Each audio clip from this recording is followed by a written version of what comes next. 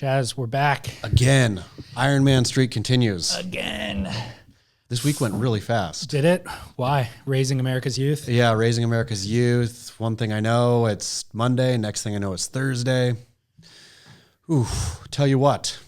It really, I not necessarily this week more than last, but the weeks are just flying by in general. We're basically in the summer now. We're basically all the way to Margaret River. Why does this happen? I think it's just, as you get older, your taste gets gross. You know, we've talked about that. You like horseradish, you like stinky cheeses, whiskeys, and then time just moves fast. So I think maybe time is somehow tied to our taste buds, our perception of time. When you're young, enjoying sweet, delicious, wonderful things, time just goes forever. Remember when you were young and summer just lasted for 4 years? 100%. So the school year lasted for 30 years. Do you think that we can reverse the effects of time by eating Sour Patch Kids? I would imagine if we go back, but I think part of it is you have to train yourself to love Sour Patch Kids. Like go back, juice boxes, Sour Patch Kids, PB&J sandwiches on Wonder Bread. That's where we got to go. What was that flavored powder? Yeah, and there was a sugar stick. Lickamade or Lickum Sticks or something. Yeah. It was like a salt lick for a horse, but it was made out of pure sugar. I don't know if that thing with the stick itself was sugar. It might have been made out of some kind of talcum powder or something because it wasn't super sweet. That's even worse. When you ate the stick, it wasn't like overly sweet. The best part is regularly I remember sharing Lickamade with friends. You never shared it?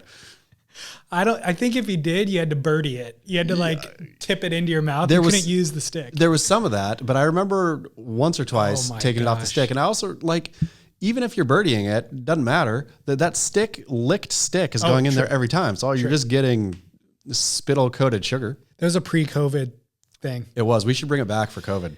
So I've got so many thoughts now. My brain's going a lot of different directions, but COVID related. Are we going to dig ourselves a deep hole by all wearing masks for the last year or two? Certainly it's prudent. It prevents you from getting the virus, all of that. But does it also, we will all end up like the kid on the street whose parents don't let them go outside. And as a result, they catch every single illness there is. I would imagine they've never scratched their knee once. I would imagine by fall when the kids go back to school, every adult in the country is going to catch a cold on the same day. Totally. Like within the first 2 weeks of school, every adult will be laid out with the worst cold they've ever had.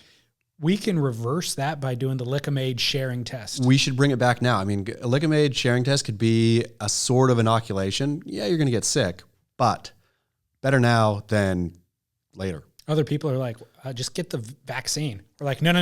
The Lickamade Sharum test. It's so much better. That is our version of the vaccine. When was the last time you were sick? Can you even remember? 2019, March. Pre-COVID? Right pre-COVID? No, a year pre-COVID. Oh, really? Yeah. So a year pre-COVID, and then you got COVID, where it's virtually impossible to get sick unless you get COVID. Yeah. And now, Or if you do, they call it COVID. Imagine your body will have no idea what to do. That little cold germ is going to get in there, and your body's going to say, "Hi, friend. Who are you?" And boom. That's when I'm going to attack it with Lickamade. Yeah, it'll work. What about Big League Chew? Big League Chew for sure. Zebra Stripe gum. Remember Zebra Stripe gum? Both of those, the flavor went away instantly. The Zebra Stripe tasted way better. It was like the best tasting gum on earth for 3.8 seconds. Totally. You'd have to shove the whole pack in your mouth and then spit it out. I would finish that pack in a day. Oh, I mean, I'd finish it in minutes. The Big League Chew was better because of the experience. It was made like chewing tobacco, of course, into strips, and so you pretended like that's another thing. We had candy cigarettes too. Of course, you puff kids pretending to do drugs with their candy, puffing the smoke out. Hilarious. Remember, it had the powdered sugar where you would blow out and give it a little puff. Yeah.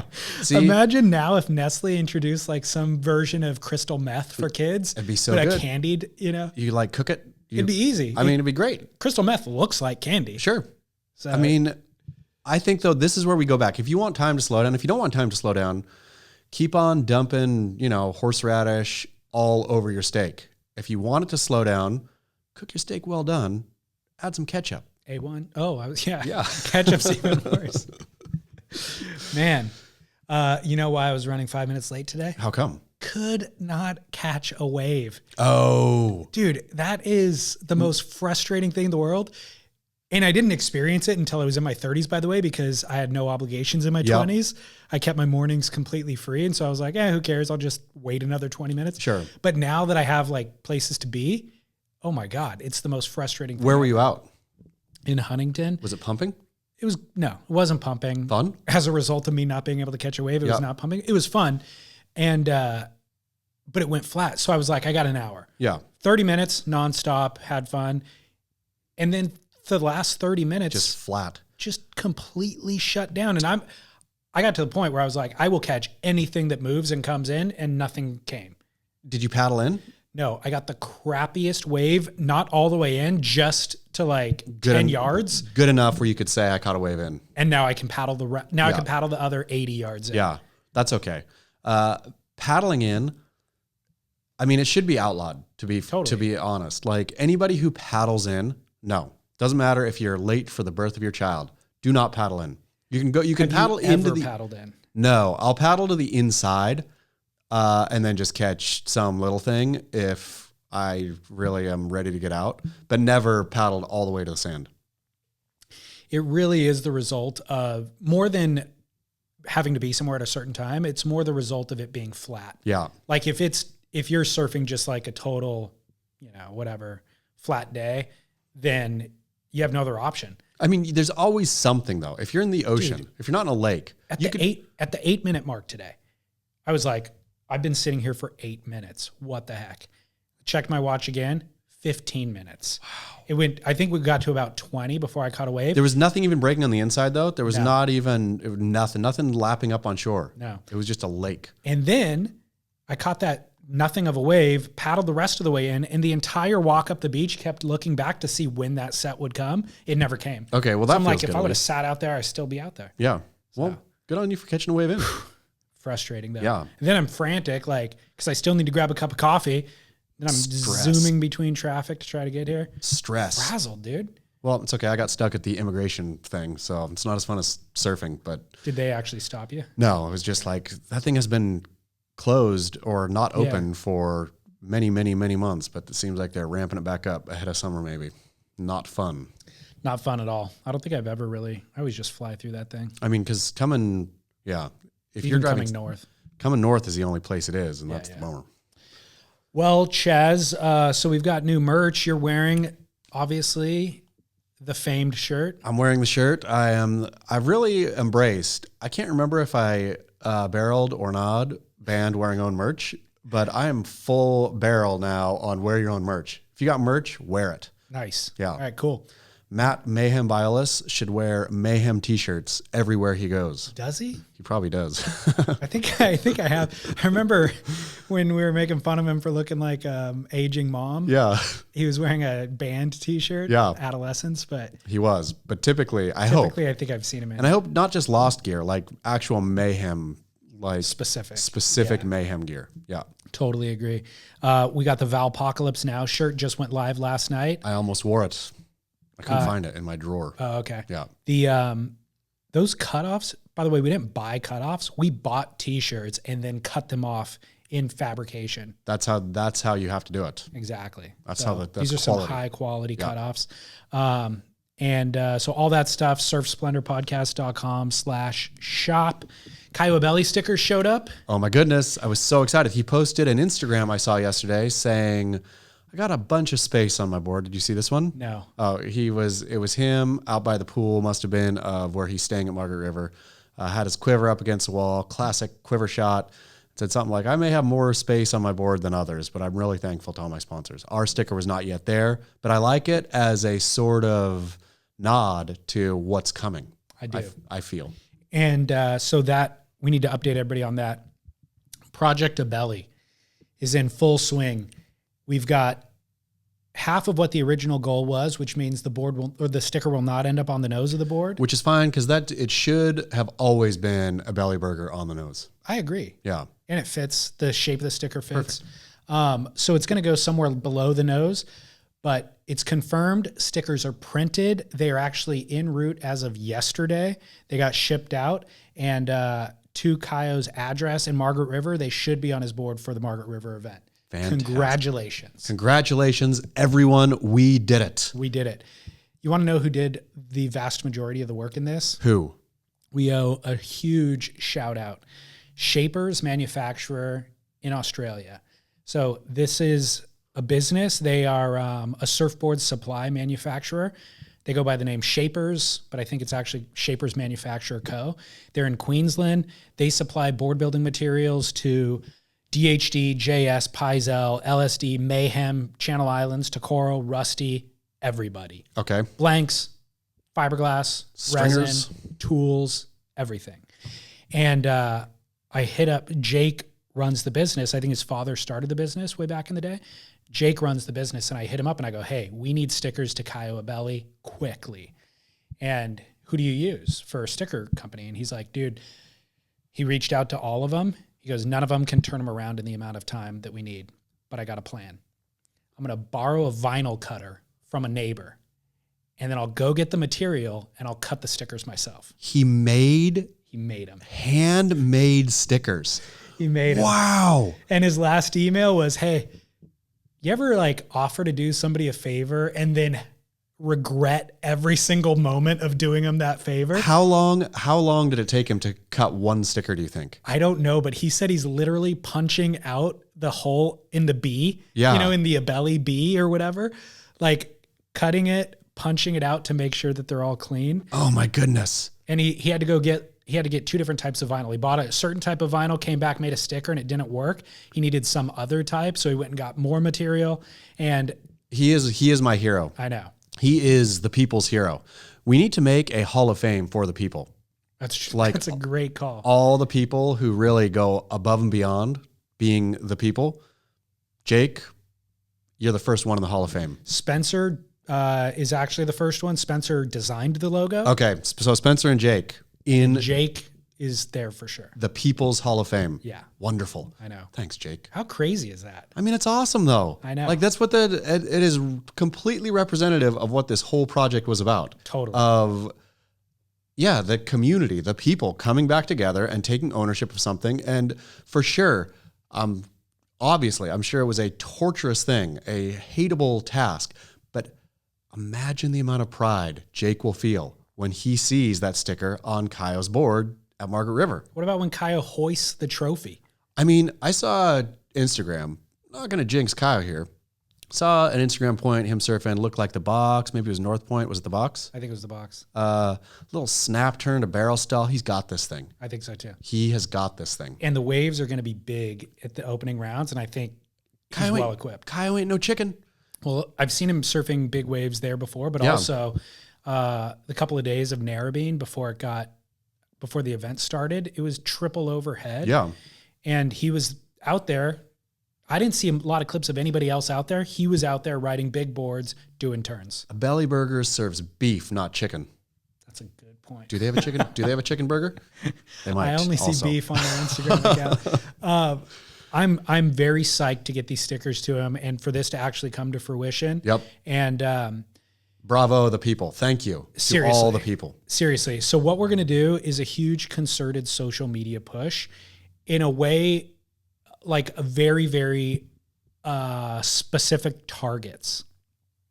Like before his heat, yes, we post, and the post isn't just like, hey, cheer on Caio. It is, hey, everybody who's reading this right now, repost it, go to his page, do the trophy emoji or whatever, just to have these really specific, work the algorithm in Caio's favor and let him feel the love. That's what this is about. I think Caio's skill is there.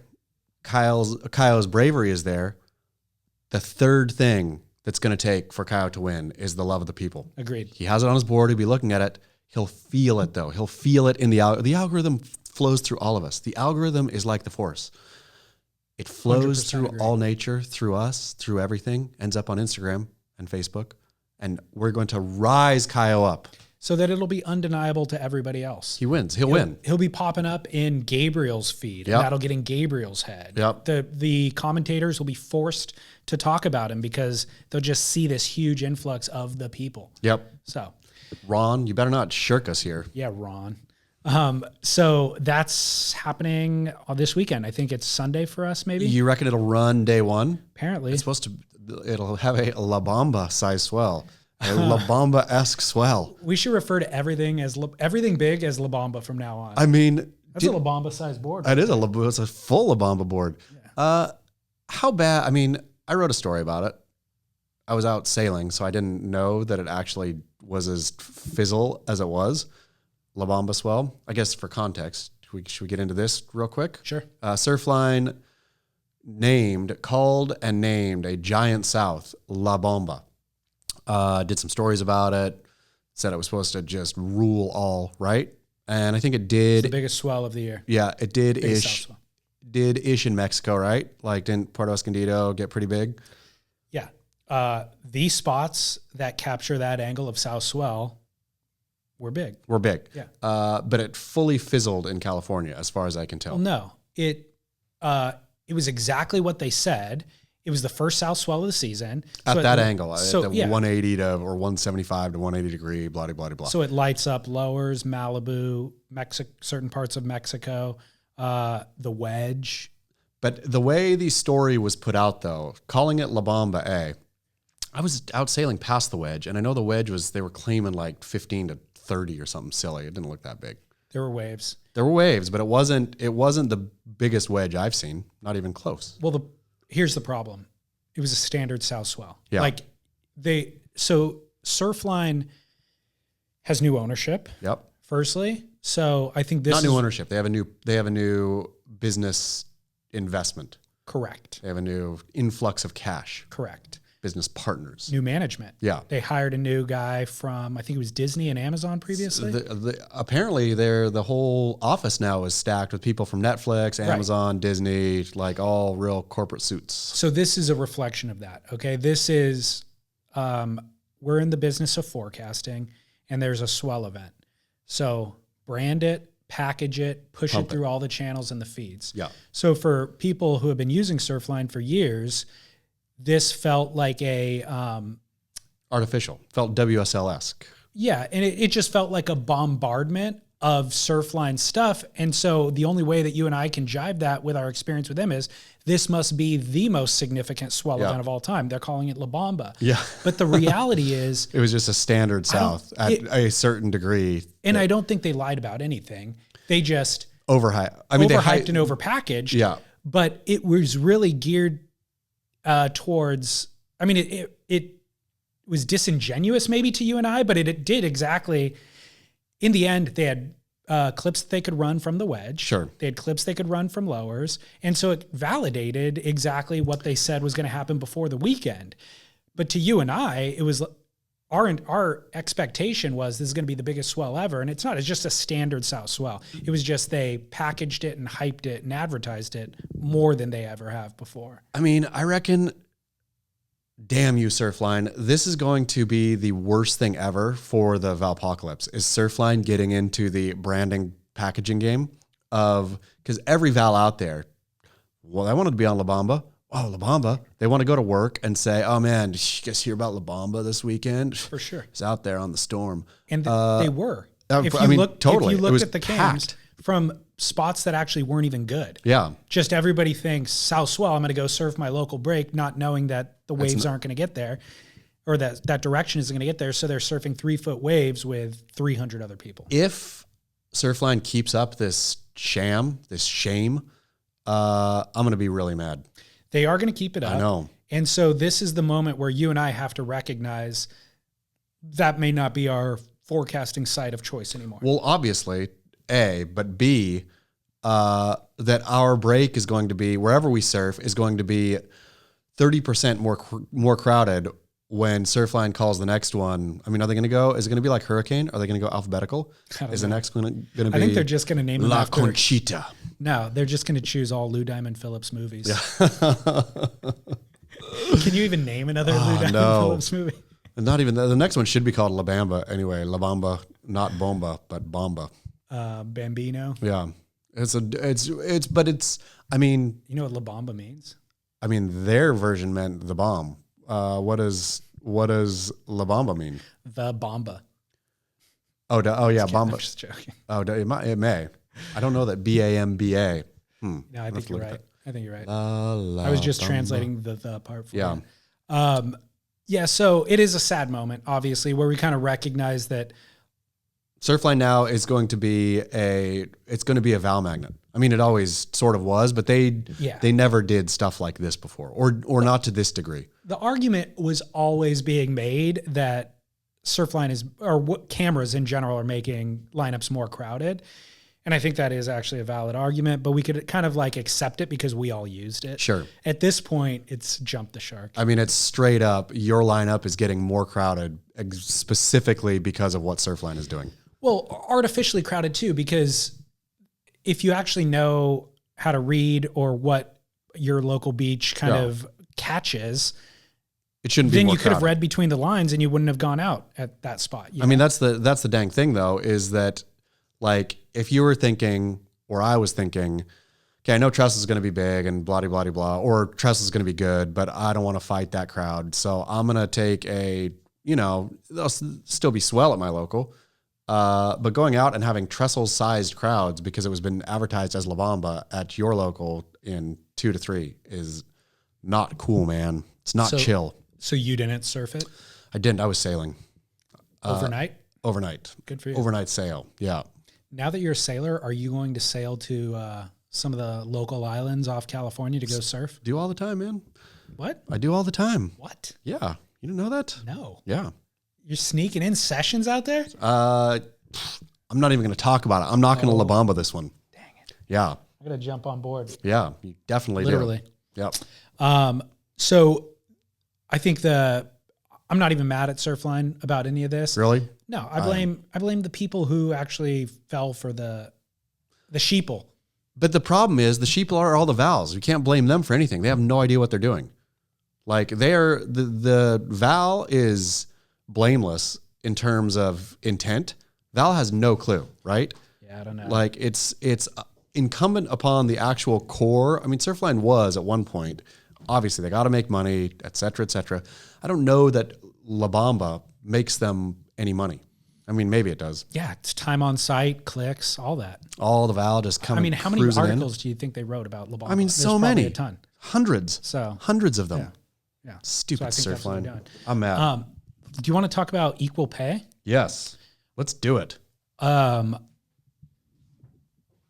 First of all, what's the story? Who are the brands involved? Where did this take place? I don't know the brands. I think there are no brands that you or I know.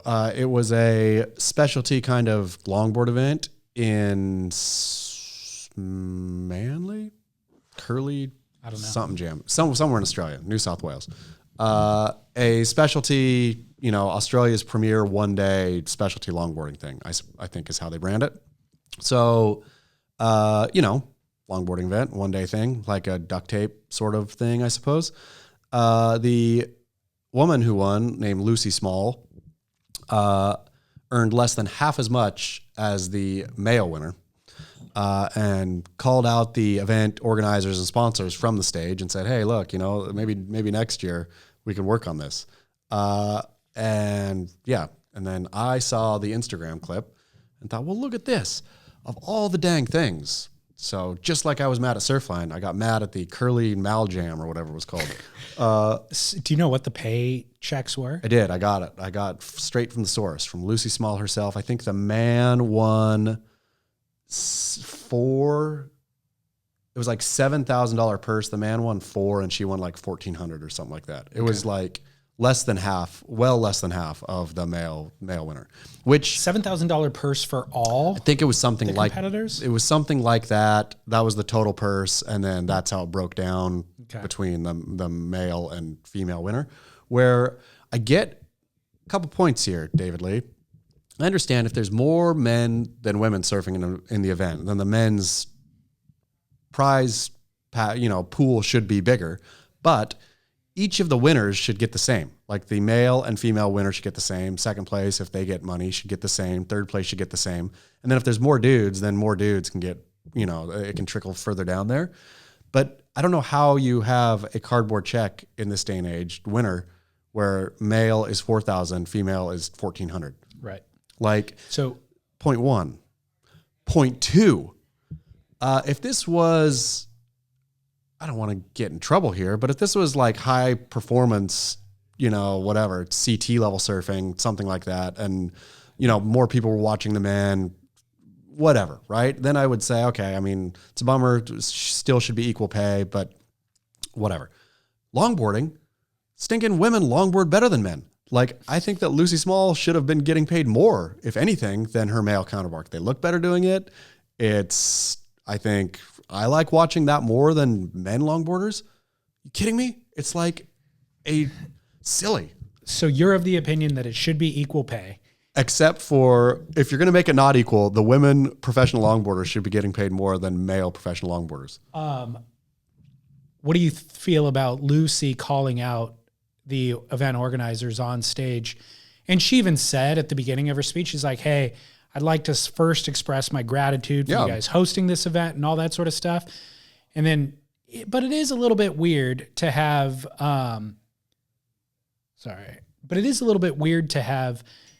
a check that's less than half the size of the men. So maybe we can work on that in the future. Anyways, thanks for everybody, blah, blah, blah. So it wasn't like a really bad call out. And it wasn't, no. But what are your thoughts on her even bringing it up on stage? I think you have to. I think when you're holding checks on stage, like, if they weren't holding giant checks with the numbers clearly printed on them, then I think, whatever, that'd be a judgment call. But up there holding those checks, how do you have self-respect if you don't say, hey, look, just point, everybody's seeing this right now, just to point it out is a bit strange. Totally. I'll get into my opinion in a minute. Yeah. But let's go to the Beach Grit comment section first. Let's do it. And you have to argue against Barreled. Okay. Barreled says, quote, this entire discussion has outgrown itself. First off, she's right. Your surfing is about half as good and as a result is only worth half. Go figure. Second, how do we know what she is babbling about is even true? There were 6 women in the final and 4 men. Was it really half the money? The only equal way is to put men and women in a single division. Winners win, losers lose. Equal prize money problem solved. Only problem is that method doesn't fit the snowflake agenda.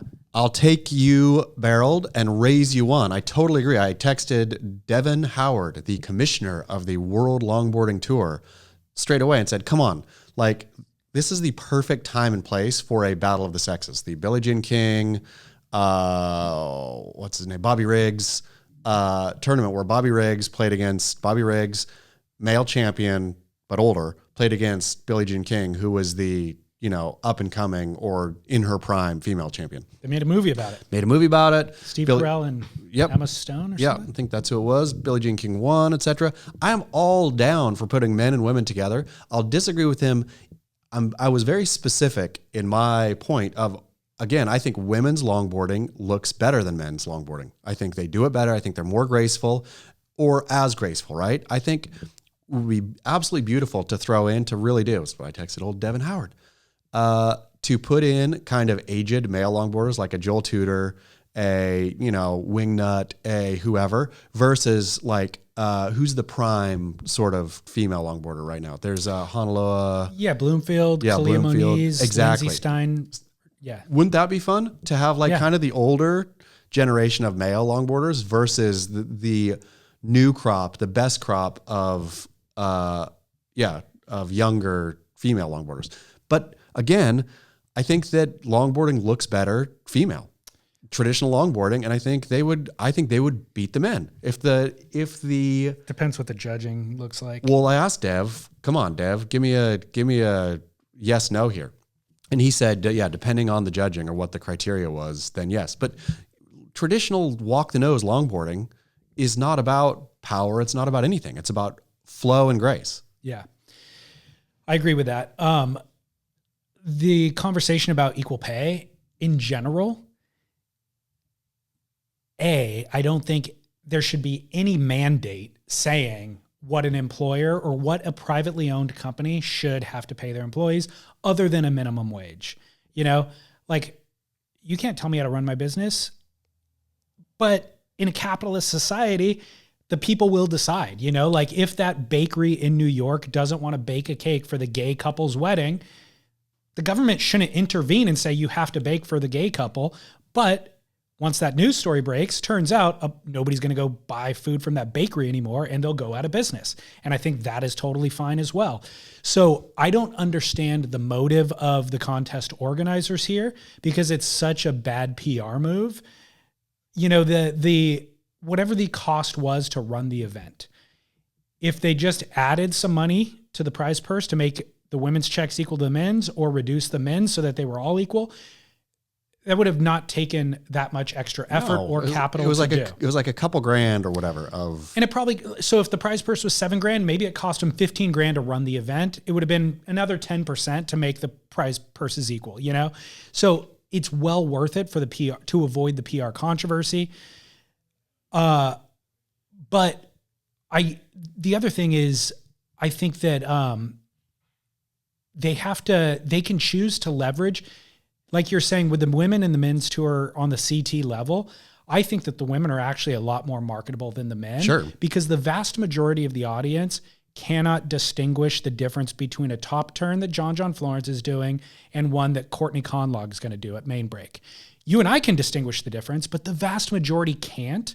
And Courtney Conlogue, Stephanie Gilmore, who just go down the list on the women's side, they appeal to, I mean, Schick razors, Audi vehicles, any name, Starbucks coffee, Pepsi, KFC with Sally Fitzgerald. Like, there's this long list, and those brands don't necessarily have any incentive to market or to sponsor John, but they absolutely do to put a sticker on Sally Fitzgibbon's board.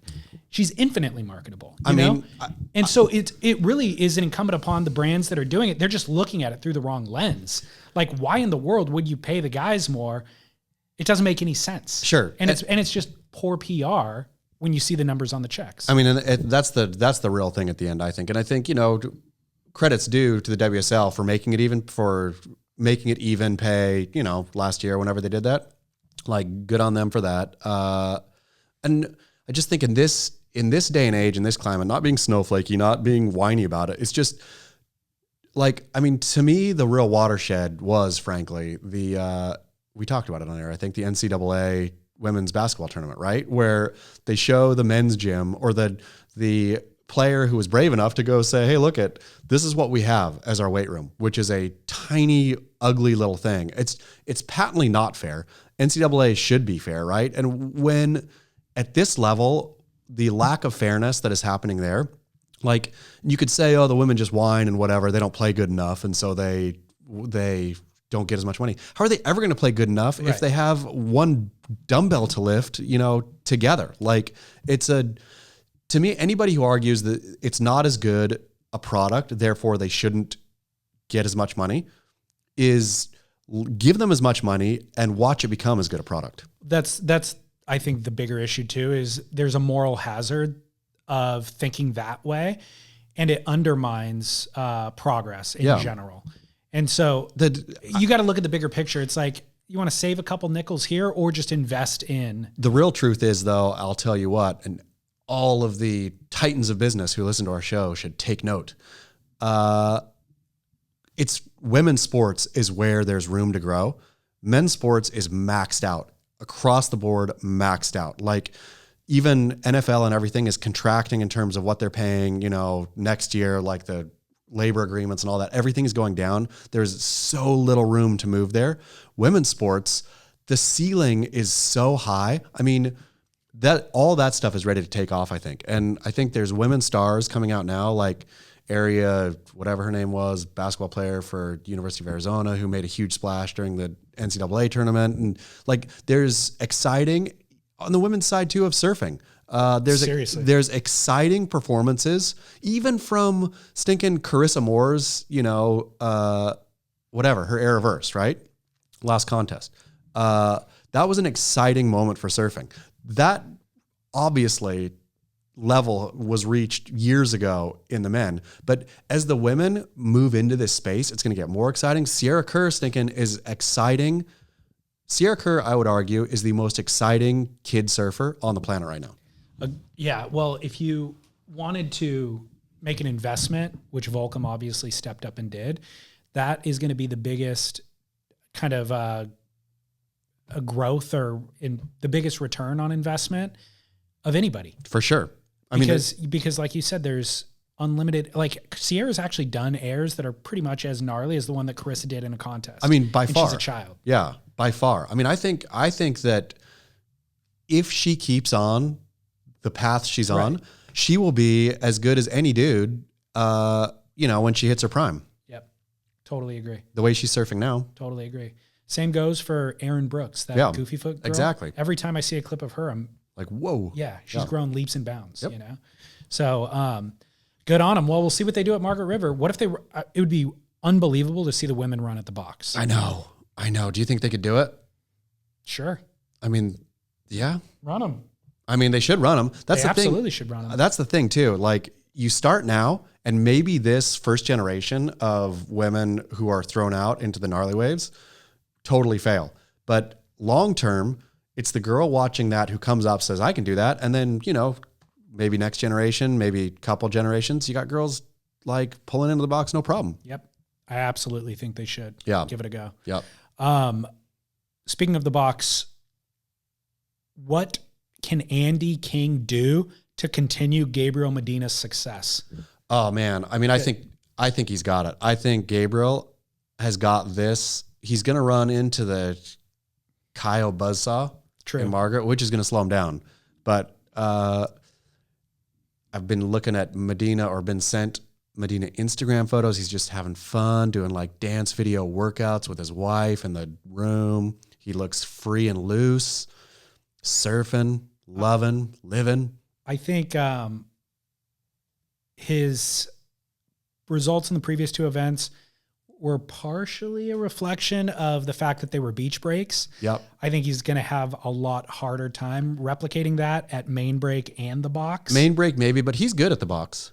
Dude, I don't remember him ever surfing the box. Oh, really? Does he not? He surfed it. They ran an event out there while he was on tour, but I don't remember any of his waves. Okay. But I just think of guys like, there's so many guys that I would choose above him at the box. But he's no chicken. Regular footers. That's true. He's no chicken. It's just a tough wave to surf backside. It really is. Like that, the level of dominance, and it nullifies heat strategy. That's true. Like, you're sitting in one spot. There's one takeoff spot, and if you have priority, you go. If you don't, you don't. Remember Idolo's first wave ever surfed at the box? Unbelievable. Yeah. Unbelievable. Yeah. That was one of the pinnacle moments in our sport. Yeah, it's really true. Wasn't it the first wave ever he had ever caught out there? Yes. Yeah. It was his first heat out there, but he had never surfed it previously. Yeah. And he also was practicing getting up on his board on his mattress in his hotel room that morning in the dark. Yeah. Which just makes me love him so much. Yeah, Idolo. But Gabe could pull an Idolo. Gabe could like drop out of the sky, backside. He really could. Like he's talented enough. He's talented, and maybe he's all just like loose and dancing now. You know how Andy King keeps it going? Tell me. At some point, he's got him loose, got him happy. He's gonna have to introduce a little bit of alcohol, just a little boozing. Keep the nights fun, not too much. He's got to keep him loose though. Maybe a little Bloody Mary in the morning before he paddles out. That's what it is. Not night boozing. Bloody Mary before the heat. To shake up his routine, or how does this benefit him? I think that why we've seen Gabe so successful so far is he's not in his head. He's happy. He's just surfing, man. Agreed. I do think that's a huge key to his success. Nothing like a little Bloody Mary to have you not be really thinking about stuff, just going with the flow. Bloody Marys before the box. Yeah, Bloodies before the box. Okay. Yeah. I'll DM Andy King and reach give him out to advice. him. Yeah. Reach out. So what I really want to know though is like, can Andy even do anything strategically as the coach? What is Andy's strategy here? And we've talked about in the past, like, what does a coach actually do? Because if you're the best surfer in the world and you've already proven it multiple times, what can this coach actually do for you? However, the stats speak for themselves. Like his record speaks for itself. So I think Andy does provide value. Glenn Hall provides value, as evidenced by Connor Coffin making the final in the last event. I don't know about that. I'm gonna put that one up for review. Connor Coffin made it through heats with 11-point totals. That's what I'm saying. His best heat was in the final where he got a 14-point total. If you can make it through heats with 11-point totals, the system is kind of broken. Exactly. But it's also like, that was a lucky odd run. I'm going to say that was less to do with Micro's coaching, more to do with luck and judges blowing it. More to do with Idolo not getting the score he deserved. Exactly. Kanoa not catching a wave. Yeah. But for his part, he did exactly what he was supposed to do. Go out and do 2 backside turns on 2 waves in a heat, and you'll get 6s. Do you think that he could continue? I wonder if Micro has checked out the system enough and realizes, wait, if he gets 11 to 14 points a heat, he'll win. I can get him into the quarters every time. Yes. And so just don't even worry. Please don't go out and surf progressively. 100%. Go and do 2 big backside hacks. That's all you need. That's what it was at Narrabeen. It's a different turn that you're going to be doing at main break. But yes, I think his exact strategy is you get confused. Look, Connor, I've looked at your track record. You see what Gabriel's doing and you try to compete. You see what Jordy's doing, you try to compete. You're never going to compete. Forget about all of that. We know exactly. You're super capable of doing 2 big hacks. Yeah. And you've done it a million times before. Just go do that on 2 waves in every heat. Yeah. You'll get somewhere between a 6. And if you really do it great on a set wave, you'll get an 8. Yeah. And if you look at the stats, getting 2 6s will get you through 60% of heats. 2 8s will get you through 90% of heats. That's totally true. So just work the algorithm. And with the no loss rounds too. Hey man, you could like do your 2 hacks and lose and come right back and do 2 more hacks and win. So he lost in round 1. Yep. He lost in the elimination round, but thankfully he didn't get 3rd. He just got 2nd. Yeah. And then he got a 9-point heat total against Wade Carmichael, and he made that heat because Wade didn't get a 10-point total. Yep. Like it was really an amazingly lucky run. But still though, a fine heat strategy. Go do 2 turns. I mean, again, to that point, this is the system. Yes, it's flawed and broken. Work the system. Because the judges can't really do anything. They can't like start giving him less points for his 2 big turns. No. Because that's what the system is geared to offer, those 2 big turns. But because the waves are crappy at those last 2 events, for the most part, other than the finals day, you had inferior surfers winning heats regularly. Do you reckon more often than not? Do you reckon they start at main or start at the box or pull the plug because it's too big? I think they're going to run it main break. Why aren't they running North Point again? I've been confused about that. They didn't pull a permit for it, and apparently the, presumption is it was just a COVID kind of abundance of caution. You know, we can just keep everybody isolated in the bubble at this location. Main break's 20-minute drive down the road. Why didn't they just do North Point only? It's much more fickle. Okay. Waves can be too big for North Point, and they can certainly not be big enough. Are you excited about this event? Yeah, totally. Yeah. I'm invested. Who's your survival? Jack Robinson. Good. Yeah. Can't lose. I figure it's a safe bet. No matter which venue they run at, Jack, if he lost in the round of 16, that would be a shocker. A total shocker. Yeah. Total shocker. Yeah. Who would you put in your team if you were still involved? If I hadn't lost on Caio Belli, I would put Caio Belli in. Double down. Smart. Yeah. There was hope that Kelly would show up for this event. Sure, he's going to miss the crappy events, but, he could still get there quarantined. He has not gone there. He has not quarantined. Kelly is out, which means there's no hope for his title shot at this point. You think that Kelly Slater, you think this is it? This is the way he retires? Because there's no way. It'd be a problem if it was. I mean, but I don't he's time's ticking, man. I know. He ain't eating no Sour Patch Kids or Lickamaid. He's getting older and getting older fast. And so what? Like he's got no hope next year either. I mean, he's got to look at this year's field too, though. Look at what Gabriel and Elo's doing. Say, I have no hope. So if that's what he'll do. I don't think he would have survived the early rounds. No. At those 2 events. This is what he's going to do, though. He's going to stay on Ish Tour and surf the 3 or 4 waves he wants per year until he drops off. And then he'll get wild cards for the 2 or 3 waves he wants. And then that's it. Then the door will officially close until he's surfing senior heats against Shane Beschen. I'm disappointed. It was a fizzle. It was an 8-year fizzle. Remember when he tried to go out with a bang on the heel of Parko's retirement announcement? Oh, me too. Yeah. Kelly. Cool. Should have. I mean, shouldn't have then. Should have before then. Yeah, exactly. This was the last hurrah, really. This was the one last chance that he had for redemption because he came in third at pipe. He really could have maintained that momentum. But again, he wouldn't have made it through the early rounds in these events. He doesn't have a great track record at Margaret River. The fact that he really couldn't get it up to even go to Australia at all, though, like, has to be with sitting on a third. Competitive fire ain't there. Yeah. He's over it. And so if he's over it, then why would he do it? I mean, I guess he just can't help it. He cannot help but be on tour. Yeah. He's going to get drugged out of the room. He's been on it for 28 years or whatever it's been. Like, it's crazy.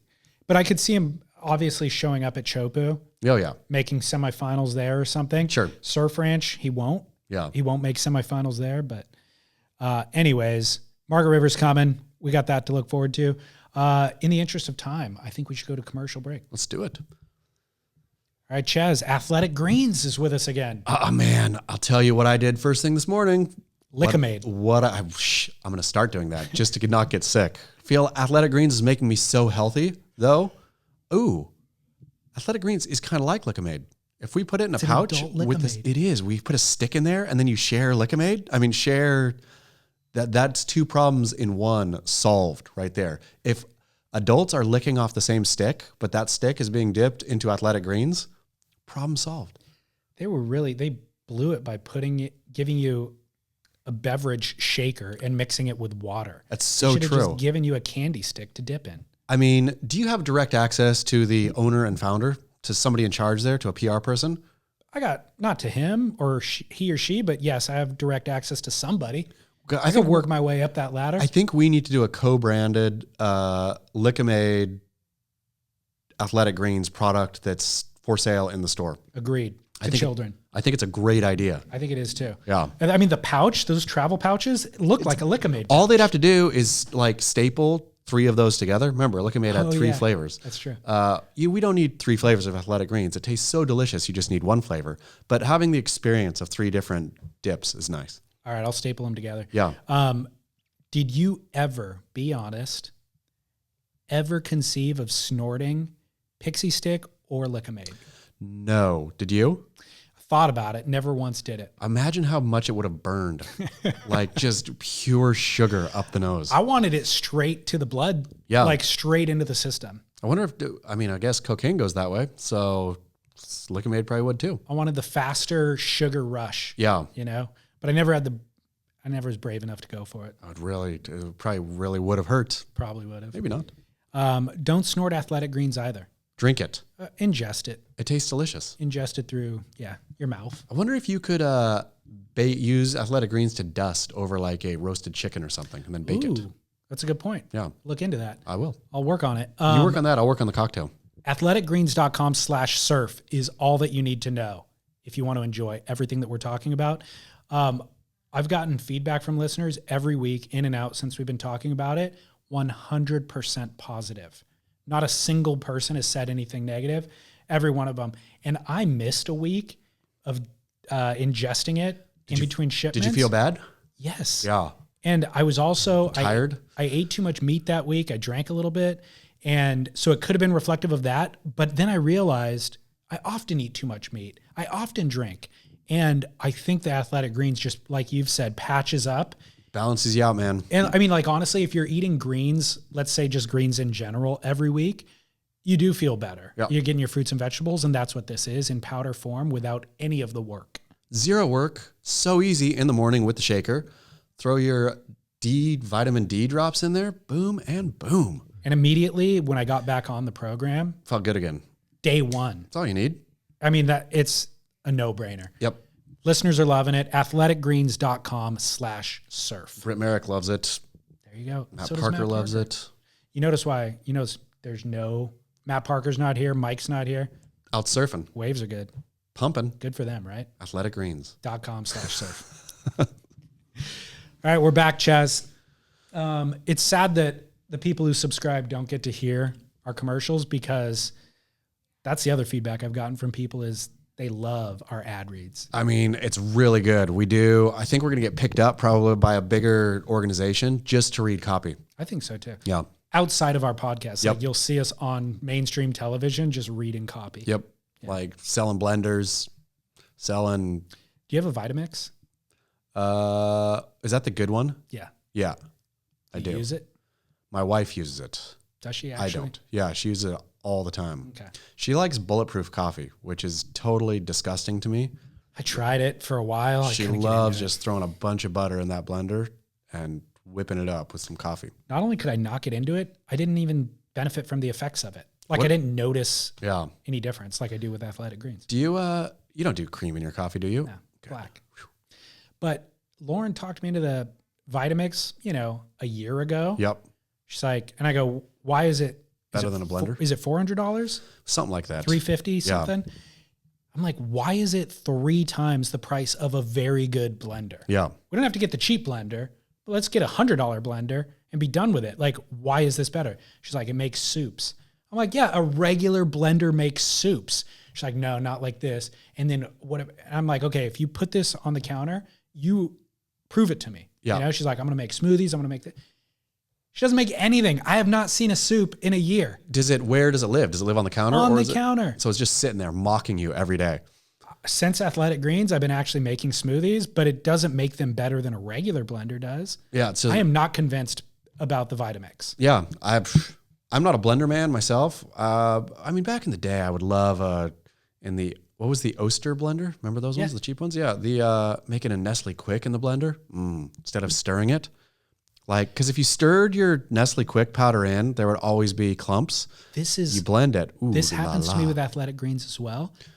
It defies all logic and physics that you can put some powder in there, shake it as crazy as you can. You're still getting clumps? There still is a clump somewhere in there you will encounter. I never do. Dry powder. I never do. Really? I got a good shake on me, I guess. All right. Well, with Nestle Quick, same thing. Yeah. It defies physics that there could be dry powder surrounded by liquid. It's really weird. How does that happen? It's really strange. Yeah. Like mash it with your fingers or something. Do you like it when you get a clump? Yeah, kind of. Oh, really? I've always hated it. I've always gagged when I get a clump. Yeah. Yeah, it reminds me of my Lick-O-Made days when I was a youth. All right. I wanted to remind you, by the way, Mother's Day is coming up. Oh, is it? Yeah, you need a week's. It's like not this weekend, but the next weekend. Ooh, thanks. You're welcome. Man. I knew if I brought this to you next Friday, you'd be like, it's too late to actually get anything done. Listeners are so thankful too. It's my PSA, Mother's Day. Wow. You saved a lot of heartbroken mothers and in trouble men. What are you going to do? Well, I haven't even thought about it. Do you rally the kids to actually do something as well? No. I mean, maybe this year I'll try. I don't know. Shoot, I got to think about it now. Dang it. Dang these Hallmark holidays. Is it a gift that matters, or is it the kind of doing a sentimental making her breakfast or something like that? Probably a gift. Okay. Yeah. What do you get the woman that has everything?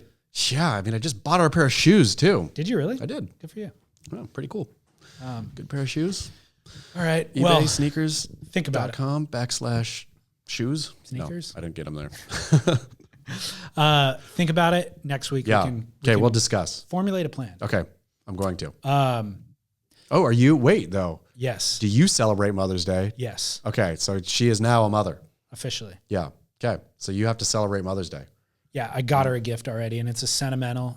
She doesn't know I got her a gift. So welcome in, man. This is a lifetime of torture now. I mean, Mother's Day comes around, sneaks up, bites you. It does. Mother's Day. Yeah. Yeah. Did you plan or did you not? Because they know if you plan. Fully no. Do you care about Father's Day in the same way? No. I know. I don't think I would either. You won't? Is she going to celebrate Father's Day for you? For sure. Father's Day was She's thoughtful. Father's Day is a guaranteed afterthought. Mother's Day, I think, is a Hallmarky one. Father's Day is so fake and fraudulent. A bunch of crybaby dads got together one year and said, well, you get one, why don't we? I don't want one. You just get a tie. I don't want one. Don't want nothing. Don't want a day. Yeah, exactly. All right, well, be prepared. Yeah, I'm going to. Barrel or nah? The Oscars. Ooh. Pre-COVID, I was full barrel. I would watch the Oscars, not start to finish, but I would not like block out time to do it, but typically you're home Sunday evening, right? Most people are. Rarely are you out partying, if you're me. So I think, the Oscars is on. Go flip it on, watch. Year after year until COVID, then obviously they're canceled. And now I think that they're just like somehow COVID ripped the blinders from my eyes, and I see the Oscars for what they are, ridiculous as the Surfer Pole Awards. A silly, weird, back slappy, dumb industry thing. Totally. Yeah. It feels so frivolous. Yeah. The pomp and the circumstance and all of it. I feel two ways about it, actually. Hollywood is nothing without the pomp. Yeah. Like, I don't even need I guess it's the sentimentality during the Oscars that I find kind of unnecessary. I just want to see Margot Robbie and how hot she looks. Yeah. Yeah. And like Brad Pitt, all dolled up. Yeah, exactly. Yeah. Like, these are beautiful people. Like, let's just look at them live a better life than we do. Yep. Like, that's the only value it has. And so if you're not doing that, which this year they weren't. Kind of. I mean, did you see any of it in the train station, in Union Station? Yes, that's the silliness of it, is like, once you take away the pomp, it's no longer interesting. The only thing Hollywood has is glitz and glamour. So when next year, which I would have never thought that until they took it away. It's totally true. Like, I mean, it's looking at pictures of old Hollywood and all this, it's all wonderful. And I get that if you canceled the Oscars forever, we would, I feel, lose something. Like, Hollywood needs to be shiny. Yes. But somehow the Oscars are no longer the place where that should happen. Agreed. They should make a new thing that doesn't involve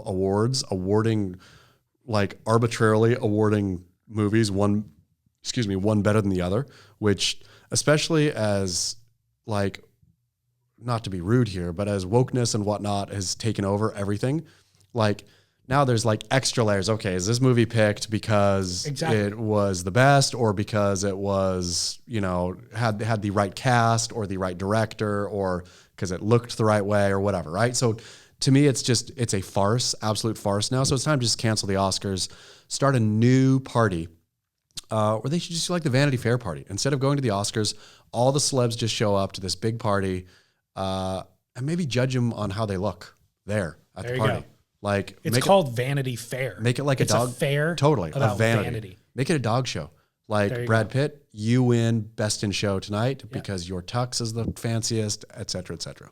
Yeah. I mean, honestly, that's where it's at. The Oscars lost their credibility decades ago in terms of actually picking the best films. They lost it at The English Patient. Funny you should mention that. I just rewatched that. Is it as bad as... It is awful. It's an awful movie. It is painstaking. It is a terrible movie. That's so weird that you brought that up out of nowhere. We were both like, what should we watch? And it's like, that's a great, quote, film that I don't remember ever seeing. Even though I think I did see it, I just didn't register for me. So let's sit down on a Friday night and watch that. It was laborious. It's painfully slow. The acting is like overwrought. The story is stupid. That was Best Picture winner. It won a bunch of things. Yeah. Like 7 Oscars. So then I did a deep dive on Anthony Minghella. Yeah. Cold Mountain was actually really good. Yep. The Talented Mr. Ripley, really good. Yep. I watched both of those this last week. So you went through a Minghella. You went on a Minghella bender. Yeah. Sad that he died of cancer at a young age too, like mid-40s. Yeah. It's like, he had a lot more work in him. He did some stuff, but he also did The English Patient, which is one of the worst movies ever. Yeah, sorry about it. Totally. Yeah. And it was super sad. Yeah. Like, the ending's terrible. It's not uplifting. No, awful. That's where the Oscars officially lost credibility, I think. Good call. Yeah. Good call. Yeah, I'm out on the Oscars. Done. I'm totally out on them. Want a party? Don't want the Oscars. Totally agree. Sad. And I didn't see any of the films either. No. Like, I mean, that's the problem. The list of things, I was like, who even heard of that? Yeah. It was weird. No, don't like it. Don't want it. Yeah. I watched Nomadland. I did too. The director one. I fell asleep, thankfully. Also super boring. Yeah. I love Frances McDormand. It was also sad. I'm like, there's nothing sadder to me than somebody in their 50s or 60s who has zero financial security. She had nowhere to live. Gig economies. She was gigging. I really love, I'll tell you what a secret pleasure of mine is. When the wife picks something super boring that I don't want to watch at night, I get so happy because I know I can just go right to sleep. No problem. Going to sleep on a boring movie is such a great pleasure. People should try it. Okay. You let your spouse out there, let your spouse pick the movie tonight, force them or like guide them into like a boring one that they've been wanting to watch that you haven't been. And just the joy of sleep rescuing you from that boredom is so much more pleasurable than just falling asleep. But did she like it? I think she thought it was visually interesting. Yeah, it is. I think she liked it, didn't love it. I thought the direction was very good. Sure, and but the film wasn't that great. All the random people in it instead of actors and all that. Yeah. Like I like the Totally. Yeah, but it just doesn't interest me. Sorry about it. It just wasn't a great film. Yeah. All right. Barrel or nah? Voice messaging. You know, funny you should bring this one up.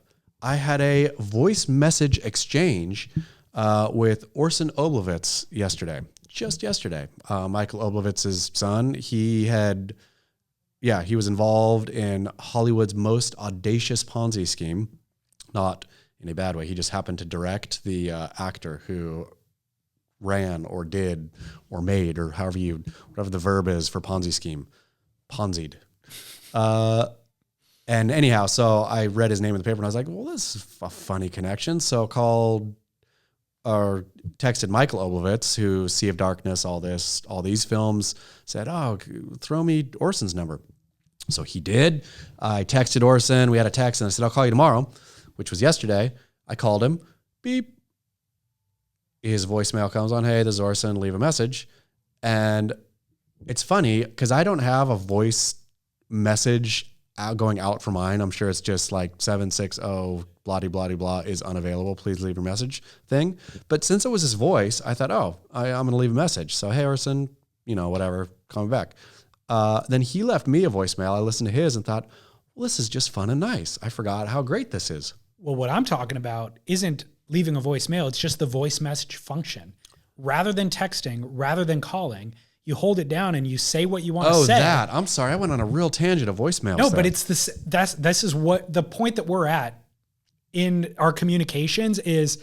Voicemail isn't adequate. Calling isn't adequate. Texting isn't adequate. But I can leave an audio message in our text thread that you can listen to. Do you do it? No, but people have been doing it to me. Do you like it? I'm always late to all of this stuff. Like I didn't text message for a long time when everybody else was doing it. But now people are doing it to me and I'm realizing I kind of like this. Yeah, you can hear their voice. Oh yeah, I've gotten a couple of those recently too. They can communicate a lot of information, more than you could through a text. Yep. Texts often get confused. And so I see it pop up and I'm like, God, why did you send me your voice? Yeah. Either call me or text me. Yeah. Why are you giving me this other option? And then I listen to it and perfect. I go, oh my God, I didn't actually have to take a call, which I hate doing. And they communicated way more than they could have through text message. Beautiful. I kind of like it. Are you going to start using it though? I think I might. Okay. And the reason why I'm bringing it up is the guy who you were talking to when you got accosted by the little haberdasher, Sam. Oh yeah, Sam. Sam is a friend of mine. Yeah. So Sam voice messaged me after our last episode and he's like, hey dude, I was the guy that Chaz was talking to. Anyways, yeah, he gave me the rundown on the experience on the altercation. Was his version similar to my version? It was exactly the same as yours. Okay, good. I wanted to make Highlights from his were Cersei's purple hair looked fabulous. Mm-hmm, great. He's like, I don't know why they made fun of her for her purple hair. Yeah. She looked great. She rocks it. And I was concerned that the altercation was ugly. I was like, I don't like seeing women fight. Yeah. Period. Whether it's a fist fight or a verbal altercation, there's just something ugly about it to me. So was it ugly? He goes, honestly, it wasn't that ugly. Yeah. He goes, it was a little bit undignified of Ashton's wife to kind of be doing it and throwing expletives around. It was like what's happening over here?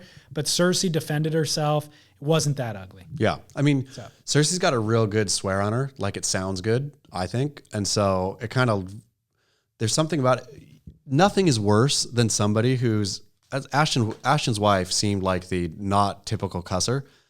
And so the kind of shaky voice and the, when you're really throwing it out there, like the person who can swear effortlessly is one I always like, in a verbal altercation, like where it's not like awkward. I'm getting tripped up. You dick fuck.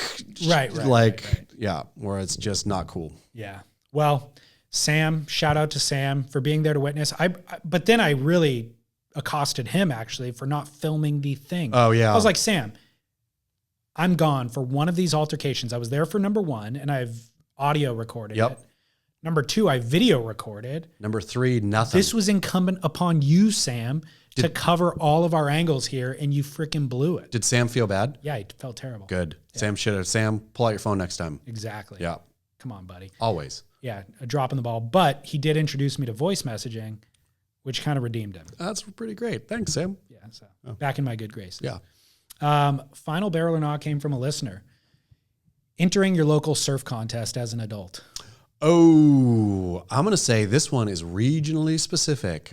Australia, yes. America, no.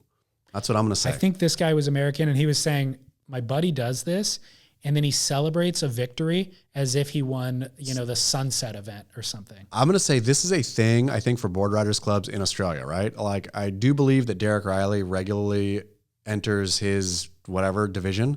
Does he really? I think so, but I think everybody does, right? I think like that's just what you do there. Could be wrong.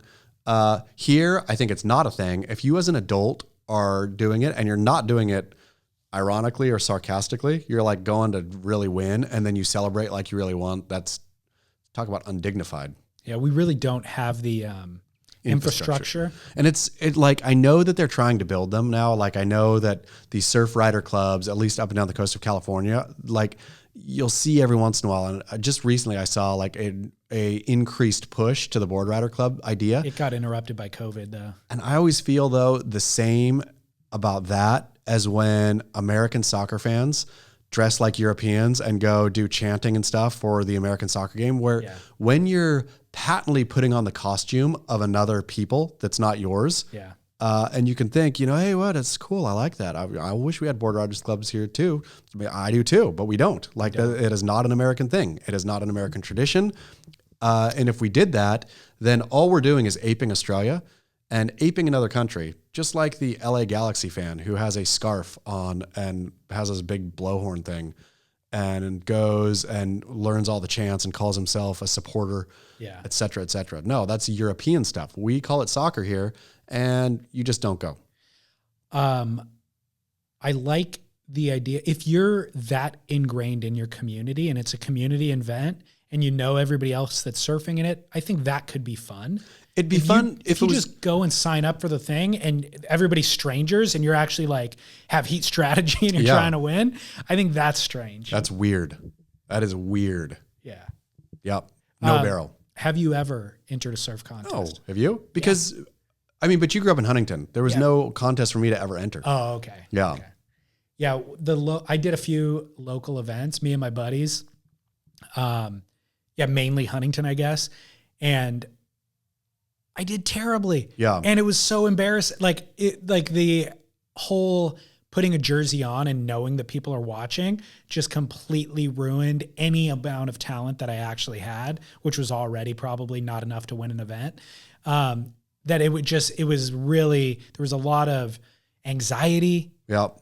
And then a lot of shame afterwards. Yep. I just never, ever performed. I mean, did it give you more respect for the brave warriors on the World Surfing League? I already had a tremendous amount of respect for them. Okay. So no, it did not. Okay. It gave me a better appreciation, maybe a little bit, but I already respected them. Yep. I made a few heats here and there, and that always felt a little bit good, but there was always much more diminishing of my ego than there was building up of it. Because ultimately I would lose eventually and just lose against people that I would see at the beach all the time. And I felt I surfed better then. Yeah. But I'd lose to them in the heat. And I would imagine that would be pretty shattering. We should maybe though, now that we're talking about it, throw a grit surf contest. We've talked about it. Let's actually do it. It's a lot of organization. Be more of a get together. Yeah. And then we just have a random sign up, right? Like you just go sign up in slots and that's the heat. And I'm already against this. Don't organize it. Just send people out. Yeah. It's bringing a bunch of people to the beach. It's even like trying to objectify it and like figure out even what is the criteria. Well, but let's not make it progressive. Let's make it fun. Longest wave. I always love contests that are so random. The person who stays on their board the longest is the winner. All right. Yeah. I could go for that. But we should just do this summer with the end of COVID. Okay. To celebrate the end of COVID. Doesn't have to even be a surf contest. We should just do a beach day get together. Okay. Yeah. I like that better. Yeah. All right. Writing all album surfboards. Get album to get involved and supply all the quiver. Done. All right. Cool. Sounds fun. Yep. Thanks, all right. Matt. So barrel or not? Barrel. Okay. I mean, I'm sorry. Regionally specific. Barrel in Australia, no barrel here. Okay. Yeah. All right. I like that this guy submitted it to make fun of his buddy, though. Yeah. She's like, hey, dude, I can't stand my buddy celebrating that he goes to these events on the weekend and then he just rubs it in everybody's faces. Really funny. It really which is a good. very funny dynamic to think about. This guy right here, I mean, I'm going to put him up for maybe that kind of right attitude. He's headed for the People's Hall of Fame. All right. Put him up there with Jake and Spencer. Yep. Jake and Spencer. Thank you so much. Design. Yeah, so get behind Caio, everybody. We're going to really hype that this weekend on Instagram. Be on the lookout and then light up the comment section. Get it. And also, let's tag all of Caio's other sponsors. Just do it. DHD, Belly Burgers. Belly Burgers for sure. Yep. A lot of good can come from this. And then, of course, merch is on our website, surfsplendorpodcast.com/shop. Go to athleticgreens.com/surf. Subscribe if you don't want to hear about athleticgreens.com/surf. Totally. Lots to come. Yep. Thanks, album. Chaz, Wonderful until place. next week. Get barrel.